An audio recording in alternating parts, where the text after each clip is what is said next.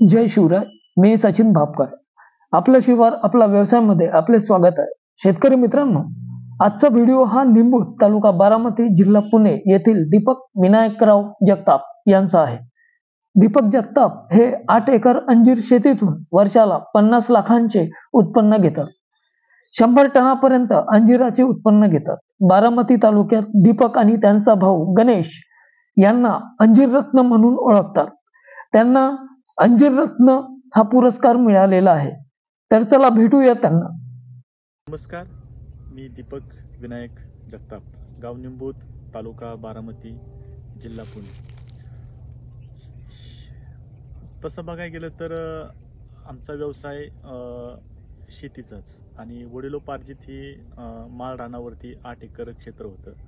सुरुवातीला शिक्षण झालं, माझं शिक्षण 12वी झालं. 12वी शिक्षण झाल्यानंतर मी शेतीत उतरलो. तसं मूळ मला लहानपणापासून शेतीचीच आवड होती. कोणत्याही क्षेत्रामध्ये पुढे जायचं म्हटलं तर ती एक मनापासून आवडच त्याला लागते आणि मला तसं बघायला गेलं तर शेतीची लहानपणापासून खूप आवड होती. आता आपल्याला शेती करायचं आहे तर आपल्याला काय करायचं तर आता आमचा हा बारामती पट्टा पडला. तसं बघायला गेलं तर ह्या क्षेत्रामध्ये एक 2-3 कारखाने असल्यामुळे जवळपास ऊसाचा पट्टा फार मोठ्या प्रमाणात आहे. तर मला काहीतरी वेगळं करायचं होतं. तर म्हटलं आपण फळ लागवड करावी. फळ लागवड करावी तर कोणती करावी? म्हटलं आता आपण थोडंसं अंजीर केलं, डाळिंब केली, संत्रा केली, मोसंबी केली. प्रत्येक एक एकरावरती आपण ही फळ लागवड केली. फळ लागवड केल्यानंतर संत्रा, मोसंबी एक 4-5 वर्ष आपण ती ठेवली. 1-2 बहार घेतली त्याचे. पण म्हणावं असं ह्या भागातलं त्याला क्लायमेट सूट झालं नाही. ते कारण त्यांनी काढावी लागली. डाळिंब खूप चांगल्या प्रतीचं आलं, पण डाळिंबाला सुद्धा तेल्या आणि मरचा खूप मोठ्या प्रमाणामध्ये त्याच्यावरती इफेक्ट झाला. त्याच्यामुळे ते सुद्धा आपल्याला काढावं लागलं. राहिलं अंजीरच पीक. आता म्हटलं आता अंजीर जर आपल्या हातातून गेलं तर आपल्याला परत जे आपल्या आजोबांनी जे वडिलांनी जे ऊस असतील, कडधान्य असतील, भाजीपाला पिकं वगैरे काय असतील हेच म्हटलं आपल्याला घ्यावं लागेल. म्हणलं सुरुवातीला 4 ते 5 वर्ष ह्या अंजीर पिकामध्ये मी सुद्धा सक्सेस नव्हतो. 2007ची पहिली लागवड 1 एकरावरती केली होती. नंतर आपण चुकतोय कुठं, आपल्याला अडचणी कुठे येतात. मी बऱ्याच शेतकऱ्यांना जाऊन भेटलो.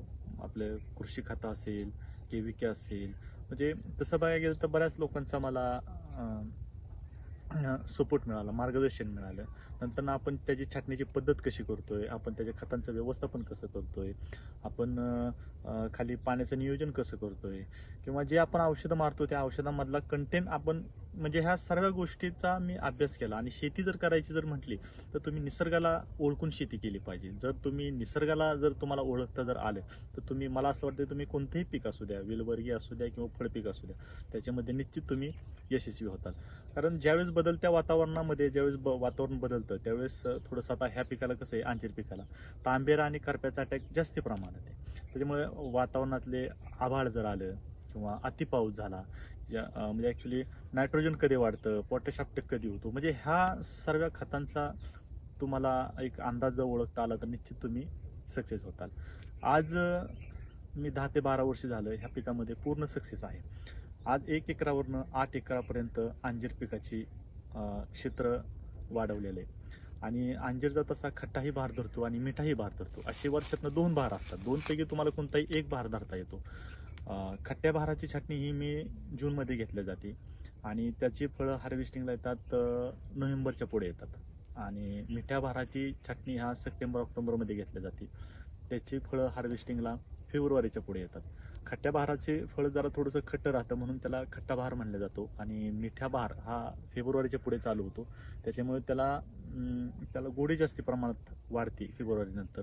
जसं टेम्परेचर वाढतं तशी फळामध्ये गोडी वाढते. त्याच्यामुळे त्याला मिठा बहार धरला जातो. आज मी जो एक 17 वर्षाची बाग आहे, जुनी बाग सर्वात, तर जर गेल्या वर्षी मला 21 टनापर्यंत, एकरापासून 21 टनापर्यंत उत्पन्न मिळालं. आज माझी पूर्ण 8 एकरावरती बाग आहे. काही झाडं 8-10 वर्षाची बाग आहे, काही 7-8 वर्षाची आहे, काही 3-4 वर्षाची आहे. म्हणजे तसं बघायला गेलं तर माझी 100 टनापर्यंत वर्षाची अंजीर पिकामध्ये उलाढाल चालते. आता ह्या फळ पिकाची छाटणी करताना 2-3 प्रकारच्या छाटण्या असतात. साधारण काही लोक ह्याला छाटणी घेत नाही, काही टॉपिंग करतात आणि काही लोक हार्ड छाटणी घेतात. आता आपण घेताना पूर्ण हार्ड छाटणी घेतो. आता हार्ड छाटणी घेत असताना तुम्हाला खतांचं व्यवस्थापन खूप योग्य पद्धतीने करावं लागतं. ज्यावेळेस तुम्ही शेणखत कोणतं टाकता त्याच्यावरती पण फार डिपेंड आहे. तुम्ही शेणखत घ्यायला गेला तर तुम्ही मुक्त गोठ्यावरती घ्यायला गेला किंवा ढिगाऱ्यातलं घ्यायला गेला तर ह्याच्या दोन्ही खतांमध्ये पण फार मोठा फरक आहे. आता ज्यावेळेस तुम्ही हार्ड छाटणी ही घेता त्यावेळेस हार्ड छाटणी म्हणजे जाड काडीवरती छाटणी. तर ह्याला जर तुमचं नायट्रोजनचं प्रमाण जर जास्त झालं, तुमचं पाण्याचं प्रमाण जर जास्त झालं तर हा नुसता शेंडा फळ काढतो. ह्याला सुरुवातीच्या पानापासून जे आपल्याला फळं लागलेली आहेत, जर तुमची पूर्ण हात छाटणी असेल आणि तुमचं नायट्रोजनचं प्रमाण किंवा पाण्याचं व्यवस्थापन किंवा अतिरिक्त जर पाऊस झाला तर ह्याला सेटिंग होणार नाही. नुसता हा शेंडा सूर्यप्रकाश घेण्यासाठी फळ काढतो. मग तुमच्या लक्षात आलं पाहिजे की आपल्याला त्यावेळेला काय केलं पाहिजे, नायट्रोजन दाबण्यासाठी काय केलं पाहिजे. तर ह्या सर्व गोष्टींचा तुम्हाला एक अंदाज आला पाहिजे. आणि तसं बघायला गेलं तर ह्याला जास्ती तांबेरा आणि करप्याचा अटॅक असतो.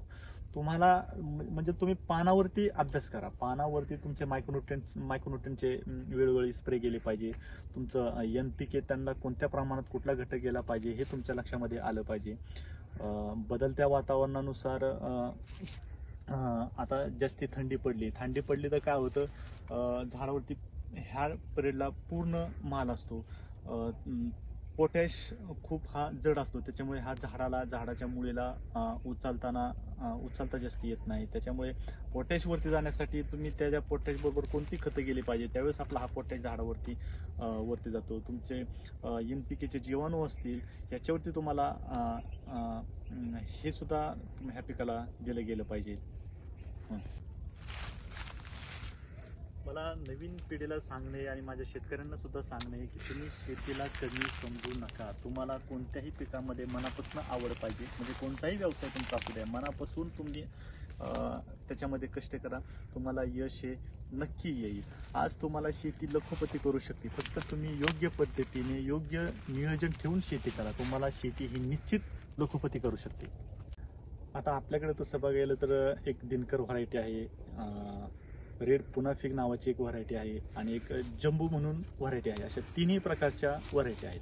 तर दिनकर असू द्या किंवा रेड पुनाफिग असू द्या, ह्याची 30, 40, 50, 60, 70 ग्रॅमपर्यंत फळांची साईज होती.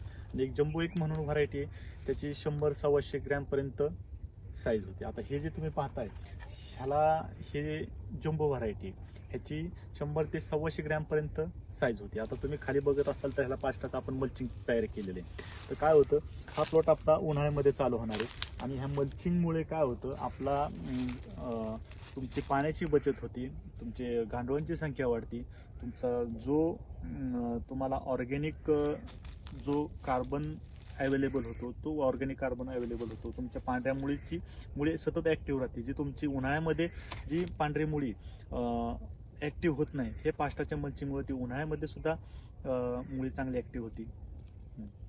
तर मला घरच्यांचा फार मोठा सपोर्ट आहे. माझी आई असतील, वडील असतील, माझे मिसेस असतील, भाऊ असतील, आमच्या वहिनी असतील, म्हणजे ह्या सर्व लोकांचा मला खूप मोठा सपोर्ट आहे. तसे बंधू आमचे पुण्यामध्ये एक चांगल्या पतीची नोकरी करत होते. एक आज 5 ते 6 वर्ष झाले त्यांनी नोकरी परमनंट जॉब त्यांनी सोडून शेती करण्याचा त्यांनी निर्णय घेतला. म्हणजे त्यांना सुद्धा मनापासून खूप शेतीची आवड होती. आणि मला असं वाटतं की तुम्ही इतरांशी चाकरी करण्यापेक्षा तुमच्याकडे जर शेती असेल आणि तुम्ही एक नवीन पद्धतीने एक नवीन आधुनिक तंत्रज्ञान वापरून जर शेती जर केली तर मला वाटतं की तुम्ही निश्चित शेतीमध्ये पुढे जाताल. आणि एक मनामध्ये एक नवीन पिढीला एक मनामध्ये हे झाले की बाबा शेती केली तर आपण शेतीमध्ये बाबा हे नुकसान आहे, ते नुकसान आहे, हे कर्ज होतंय, ते कर्ज होतंय. आज आपण बऱ्याच ठिकाणी पाहतो आत्महत्या वगैरे होतात आणि घरातले वरिष्ठ लोक सुद्धा मुलांना म्हणतात की बाळा तू शेती करू नको, कुठेतरी नोकरी कर. त्याच्यामुळे त्यांच्या मनामध्ये ते एक भिनलंय की काय नाही बाबा, आपण म्हणजे शेतीकडे बघण्याचा दृष्टिकोन हा खूप निगेटिव्ह आहे, पॉझिटिव्ह अजिबात राहिला नाही. नवीन जर पिढी जर शेतीमध्ये नाही उतरली तर शेती ही नष्ट होईल, पुढे शेती करायलाच कोणी राहणार नाही. तर मला असं वाटतं की आपल्या घरातल्या वरिष्ठ लोकांनी सुद्धा म्हणलं पाहिजे की बाळा तू उच्च शिक्षण घे, एक नवीन तंत्रज्ञान वापरून एक नवीन पिकं, एक वेगळं काहीतरी आपल्याला शेतामध्ये काय करता येईल ते पण बघितलं गेलं पाहिजे. आणि मला असं वाटतं की तुम्ही मन लावून जर शेती केली, हो का, आता कुठल्याही व्यवसायामध्ये मनापासून आवड लागते. मनापासून जर कुठल्याही गोष्टीची आवड जर असेल तर मला वाटतं तुम्हाला निश्चित यश येईल. तुम्हाला थोडंफार अपयश आलं तर तुम्ही खचून जाऊ नका, त्याला प्रयत्न करा. तुम्ही निसर्गाला ओळखायला शिका. शेती करायचं म्हणलं तर सगळ्यात मुद्दा हा, तुम्ही निसर्गाला तुम्हाला ओळखता आलं पाहिजे. शेती करून तुम्ही स्वतः मालक बनून राहावा. इतरांची चाकरी करण्यापेक्षा तुम्ही शेताचे स्वतः मालक आहात आणि मालक बनून राहा तुम्ही. तर हे होते दीपक जगताप. मित्रांनो, तुम्हाला व्हिडिओ कसा वाटला नक्की कळवा, कमेंट्स करा, चॅनलला सबस्क्राईब करा आणि जितकं जास्त होते शेअर करा. भेटूया नेक्स्ट व्हिडिओमध्ये. धन्यवाद.